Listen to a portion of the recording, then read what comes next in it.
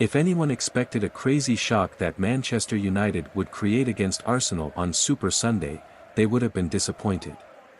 Looking at the way the Red Devils fought back hopelessly, Man City fans probably did not expect the same City team to be able to help them surpass the Gunners in the championship race.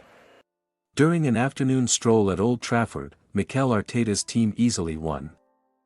The most important task of 3 points was completed to maintain the fiery spirit for the fight to the end with Man City.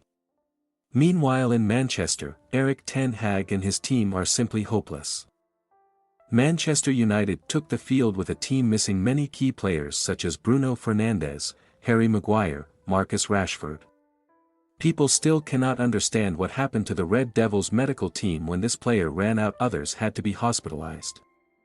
In complete contrast to Man United, Arsenal brought all the strongest firepower to Old Trafford. Never before have people seen Arsenal meet MU with such a big difference, from people. Spirit to performance, all are completely in favor of the Gunners. People call this a great battle, but in reality it is only in name. With that superior foundation, everyone thought that Arsenal would crush their opponents as soon as the match started. However, MU had a start that exceeded expectations. In the first 15 minutes, Erik ten Hag and his team played quite well. But if the matches only lasted 15 minutes, perhaps MU would have won the championship. Like a familiar scenario, at minute 20 everything was the same as always, and Casemiro's name was once again called. The 32-year-old midfielder did not step up to the offside trap, allowing Kai Havertz to escape and pass the ball to Leandro Trossard to score the opening goal for Arsenal. The nightmare series for Casemiro still cannot end after a disastrous day against Crystal Palace. Conceding quite early, the Red Devils showed extremely weak resistance. In the newspapers, Ten Hag always talks about the overwhelming attacking football he wants for MU, but against Arsenal people only see the incompetent faces of the players. MU's attack was extremely monotonous and came mostly from individual efforts, from Alejandro Garnacho's left wing or Amad Diallo's right wing. If anyone wants to see a resistance from MU, they will probably be disappointed with what happened in the second half. It was still the same image of crashing into a wall as in the first 45 minutes, when blocking the home team's attack were the two towers of William Saliba and Gabriel Magalhaes.